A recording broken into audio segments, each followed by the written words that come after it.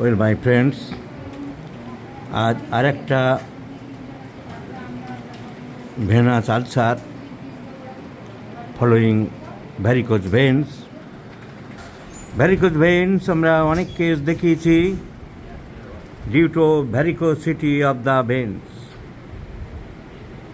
রক্ত চলাচলে ডিস্টার্ব করে ভেনাস ব্লাড। উপরের দিকে ভেনাস ব্লাড পায়ের দিক থেকে উপরের দিকে উঠতে পারে না, কারণ তরল পদার্থের ধর্ম হলো সব সময় নিচের দিকে যাবে, উপরের দিকে উঠতে চাইবে না। স্পেশাল কপিকল অন্য মেকানিজম দিয়ে অনেক সময় আমাদের কাজে কর্মের যন্ত্রপাতিতে ব্যবহার করা হয়, কিন্তু মানুষের ভেনাস ব্লাড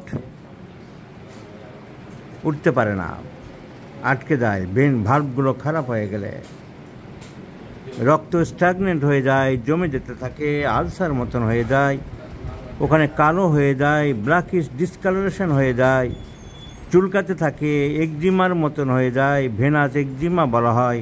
তারপরে এক সময় প্রচণ্ড ঘা হয়ে যায়, ভেনাস আলসার। এই ভদ্রলোকের ওইরকম ভেনাস আলসার হয়েছিল। আগের ছবিটা একটা খোলা ছবি ছিল, সে খোলা ছবিটা দিলে ইউটিউব কোম্পানি বা ফেসবুক কোম্পানি এই ভিডিও পাস করবে না, তাই ব্যান্ডেজ বাঁধা ছবিটাই দেখাচ্ছি। ব্যান্ডেজে দেখা যাচ্ছে যে কালো কালো স্পট দেখা যাচ্ছে, কালো কালো স্পট উপরের দিকে, ভেনাস আলসার, ভেনাস একজিমা। আর এই পায়ের এই ব্যান্ডেজ করে আসার কারণ কি?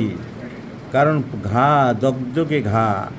আচ্ছা, এই ব্যান্ডেজটার উপরে যে কালো কালো স্পটগুলো দেখা যাচ্ছে, জল লিক করছে, তার মানে কী পরিমাণ পাস লিক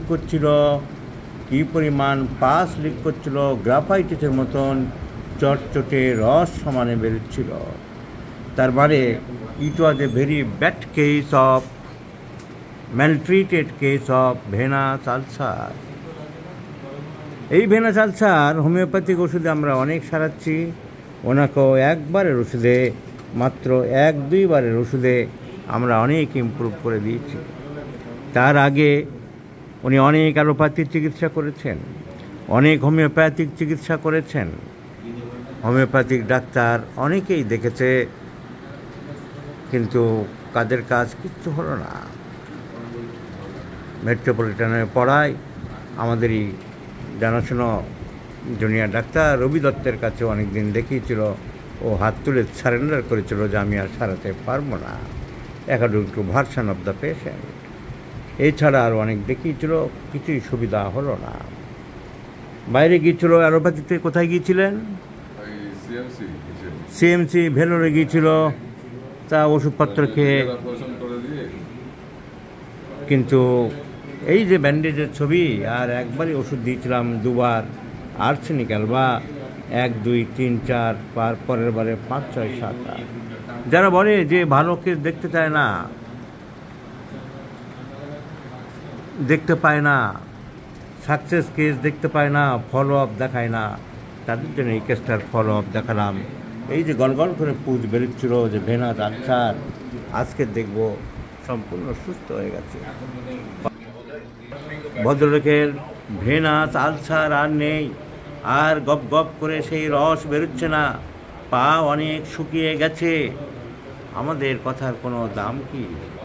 আমি বলবো ওনাকে বলতে, প্রথম যে অবস্থা ছিল অনেক জায়গায় দেখিয়েছিলেন, যেভাবে ব্যান্ডেজ করে এসেছিলেন, যেভাবে গলগল করে পুজ, রক্ত এসব বেরোচ্ছিল, সে তুলনায় আপনি কেমন আছেন?